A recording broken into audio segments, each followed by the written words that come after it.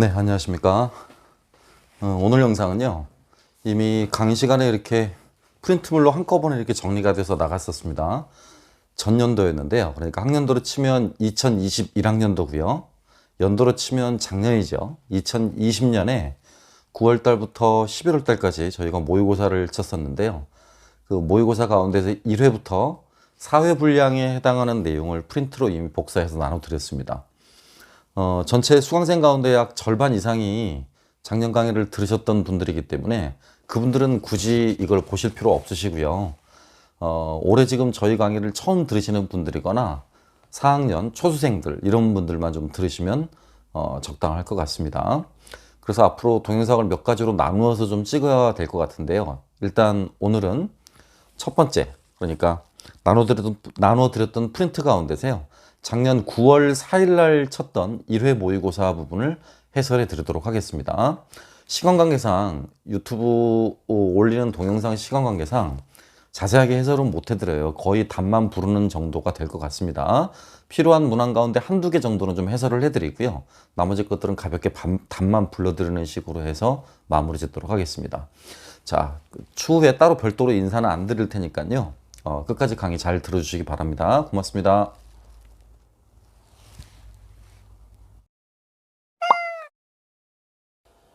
네, 그러면 이제 1회 모의고사 9월 4일 날 시행했던 1회 모의고사 부분 보겠습니다. 먼저 자료 1번과 자료 2번은요. 중학교 역사 과목의 내용 체계에 관한 표입니다. 자료 1번이 중학교 역사 1이고요. 자료 2번이 이렇게 중학교 역사 2입니다. 네, 여기가 지금 자료 1이라고 됐는데 여기 자료 2입니다. 이를 참고한 권준현 교사의 교육과정 분석 내용 가운데 기억, 니은에 해당하는 내용을 쓰시오라고 그랬었죠. 여기 부분을 보시면 교육과정 안에서 18개정 교육과정의 중학교 역사 과목은요. 세계사 영역을 한국사와 관련하여 먼저 탐구합니다. 세계사 영역을 먼저 그 다음에 한국사에 탐구하는 거죠. 세계사 영역을 한국사와 관련하여 먼저 탐구하고가 되겠고요. 이어서 부분은 한국사를 세계사적 시야에서 이해하도록 조직했습니다. 한국사를 세계사적 시야에서 이해하도록 조직했습니다가 정답이 되겠습니다. 이미 저하고 같이 올해 문제를 풀어보셨을 때는요. 이런 부분을 풀어보셨죠. 기출됐던 부분 한국과 세계의 역사를 상호 연관시켜라는 부분이었고요. 이제 이 부분이 출제되었기 때문에 이 부분 빼고 나머지 부분들을 지금 물어본 것이었습니다. 그래서 다시 한번 불러드리면 첫 번째가 세계사 영역을 한국사와 관련하여 탐구하고 먼저 탐구하고 두 번째가 한국사를 세계사적 시야에서 이해하도록 조직했습니다. 라고 쓰시면 됩니다. 다음 2번 서양사 문제인데요. 기억 부분은 교회의 헌금을 관리하는 권한입니다. 교회의 헌금을 관리하는 권한. 그 다음에 니은은 칸스탄티누스 전기를 썼던 위대한 교회사가였었죠. 에우세비우스입니다. 에우세비우스. 에우세비우스가 되겠습니다. 에우세비우스. 그 다음 맞아 이어서 6번 내용 봐보면요. 땡땡고등학교 역사 수업 연구의 대화를 담은 자료다라고 이렇게 써있죠. 그래서 권영윤 교사 말을 들어보니까 학생들은 뮤지컬 수업을 만들어가기 위해 개인의 역량을 발휘하고 국어과, 음악과, 기술가정과 등 여러 교과의 협력적 학습과정에 참여하게 될 겁니다. 라고 써 있습니다.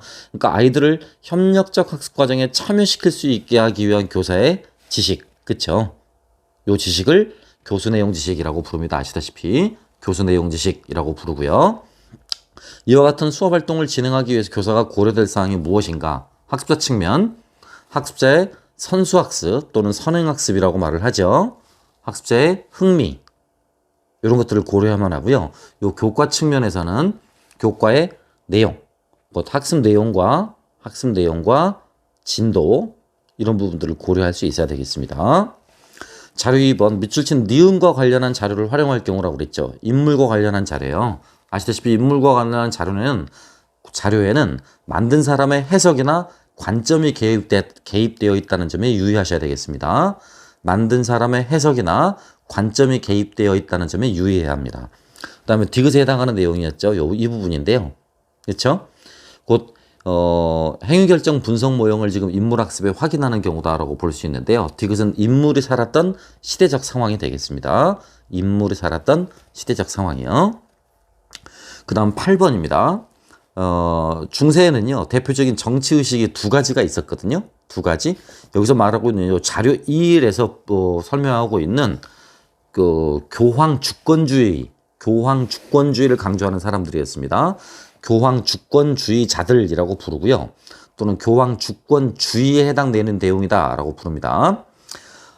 이걸 대표하는 인물은 아우구스티누스가 대표적입니다. 성 아우구스티누스가 되겠고요. 그 다음에 자료 2에 해당하는 표현은 인민주권론자들이 제안한 표현인데요. 이 인민주권론자의 대표적인 유형이 마르실리우스라는 사람입니다.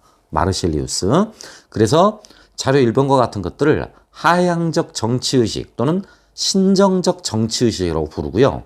자료 2번을 상향적 정치의식 또는 인민주권적 정치의식이라고 부릅니다.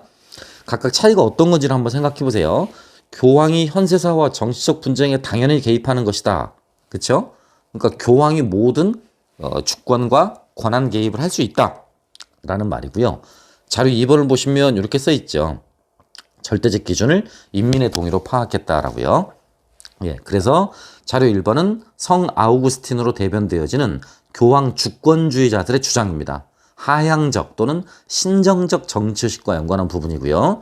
요 자료 2번은 마르실리우스로 대표되어지는 인민주권론자들의 주장인데 상향적 내지는 인민주권적 정치의식이다 라고 부릅니다. 두 번째 문제가 아리스토텔레스 사상과 수용과 더불어서 병행주의 정치의식의 내용을 두 줄로 쓰시오라고 그랬죠. 네, 병행주의요. 그러니까 둘을 절충한 것이겠죠. 세속 정부의 역할과 교회 정부의 역할을 조화롭게 병행시키고자 하는 것입니다. 그래서 세속 정부와 교회 정부의 관계가 주종 관계가 아니라 보완적으로 병행되어야 된다라는 입장입니다. 세속 정부와 교회 정부의 관계가 주종 관계가 아니라 대등하게 보완적으로 이렇게 병행되어야 한다라고 주장하는 것이 병행주의 정치의식의 내용이 되겠습니다. 8번이었고요. 9번입니다. 굉장히 중요한 문제죠. 이거 역사교육 목적 논의와 연관한 부분이다라고 그랬습니다. 아시다시피 미국의 역사교육학자였죠. 그렇죠? 마튼하고요. 린다르스틱이 있었는데요. 마튼과 린다르스틱은 역사교육을 바라보는 입장이요. 그 입장을 이렇게 역사교육을 바라보는 관점을 스탠스라는 말로 표현했다라고 그랬었죠. 역사교육을 바라보는 입장. 그러니까 우리나라 표현으로 바꾸면 역사교육의 목적에 해당하는 거다라고 생각하시면 돼요.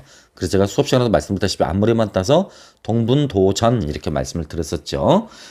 동일시 입장은요. 정체성을 획득하고자 하는 것이 목적입니다. 분석적 입장은 역사적 사건의 인과관계를 파악하는 것이고요. 역사적 사건의 인과관계를 파악하는 것이라고요.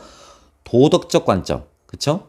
도덕적 반응이라는 것은 역사에서 교훈을 얻을 수 있는 목적을 말을 하고요. 맨 마지막 전시적 입장이다라고 하는 것은 교양의 습득을 말을 합니다. 교양의 습득. 그래서 여기 써 있다시피요. 전통적 학교 역사 교육에서는 전시적 관점이 주류를 이룹니다. 전통적 학교 교육의 입장에서는 전시적 관점이요. 하지만 어떤 집단이나 세력의 의도가 개재된다면 동일시나 분석적 입장이 강하고요. 동일시나 분석적 입장이 강하죠. 따라서 기업과 같은 부분은 여기 써 있지 않습니까? 지금 정체성을 확인하기 위한 것이다 라고 써 있죠.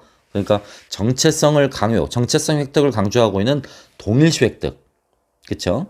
요 두 번째 문항의 답이 동일시에 해당하는 것이 되겠습니다. 동일시. 그 다음에 요 첫 번째 자료일과 같은 입장에 제기할 수 있는 비판이죠. 이거 내용과 방법 그 역사교육 목적론 부분에 나오는 거잖아요. 그렇죠? 유산의 전승이 표방하고 있는 민족적 정체성이 무엇인지 규정하기가 어렵다. 그래서 만약에 그걸 맹목적으로 강조한다면 민족주의 과잉으로 이끌어져서 역사교육을 실패로 이끌 수 있다라는 점이 첫 번째였고요.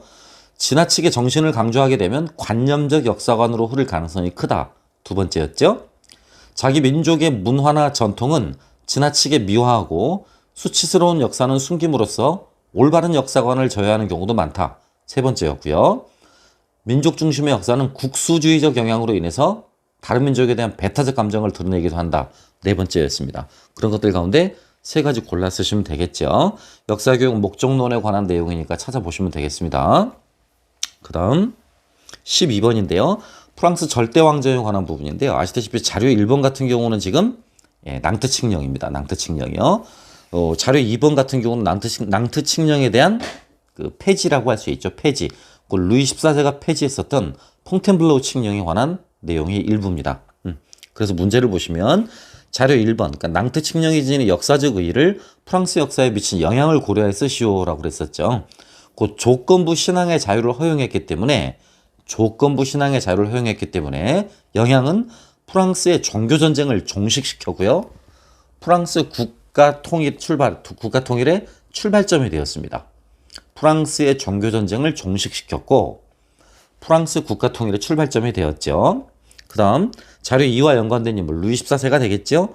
2가 이후 프랑스 역사에 미친 영향이요. 낭트 칙령을 창폐하게 되니까 당시 20, 30만에 달하는 유능한 기술자와 상공인들, 이른바 위군호들이 네덜란드, 영국, 프로이센 등지로 빠져나가게 됐죠. 이로 인해서 프랑스의 상공업 발전이 좀 더뎌지게 됐고요. 재정은 부채에 허덕이게 됐습니다. 예. 개론 339쪽부터 340쪽 내용 한번 참고해 주시기 바랍니다. 339쪽부터 340쪽 내용 한번 참고해 보세요. 아까 8번 같은 경우도 굉장히 많이 궁금해 하실 것 같은데요. 요 8번이요. 서양사 강의요. 그 배영수 선생님 외에 나머지 분들이 쓰셨던 서양사 강의 9판 내용인데요. 그 9판에 원래 2005년도 판이었는데 2장에 보시면 중세사회와 문화라는 부분이 있어요. 그 부분에서 발췌한 내용이었습니다. 자, 다음 B형 보겠습니다. 예, B형이요. 자, 먼저 첫 번째 제시된 가나 다 자료를 참고해서 주어진 작성 방법에 따라 답안을 작성하시오라고 쓰여 있습니다. 예, 가나 다 가는 지금 김태규 교사의 그 수업 계획과 연관한 부분의 언급이었고요. 나번을 보시면 이게 사료죠, 사료. 그쵸? 여기서 보다시피 일기, 소송, 매매계약서 이런 관련한 사료들입니다. 전부 다 소위 생활사 사료들입니다. 생활사 사료들이요. 여기 써있다시피 생활사 학습 자료다라고 생각하시면 되겠습니다. 그래서 비판적 읽기의 절차를 물어보고 있거든요. 여기 보시면 답안에 들어가 있는 내용이 1단계가 사실의 확인, 그쵸? 2단계가 맥락화고요. 3단계가 의미 도출입니다. 외워두실 필요가 있어. 사실 확인, 맥락화, 의미 도출입니다. 사실 확인, 맥락화, 의미 도출이요. 예, 그래서 기억 내연에 해당할 또는 2점짜리 그게 되겠고요. 생활사 자료가 지니는 교육적 효과요. 그쵸? 생활사 자료. 일상이라는 공통 분모가 있기 때문에 과거와 소통하며 친근하게 혹은 낯설게 마주할 수 있습니다.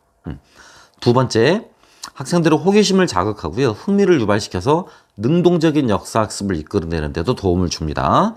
학생들의 호기심을 자극하고 흥미를 유발시켜서 능동적인 역사학습을 이끌어내는 데 도움을 주고요.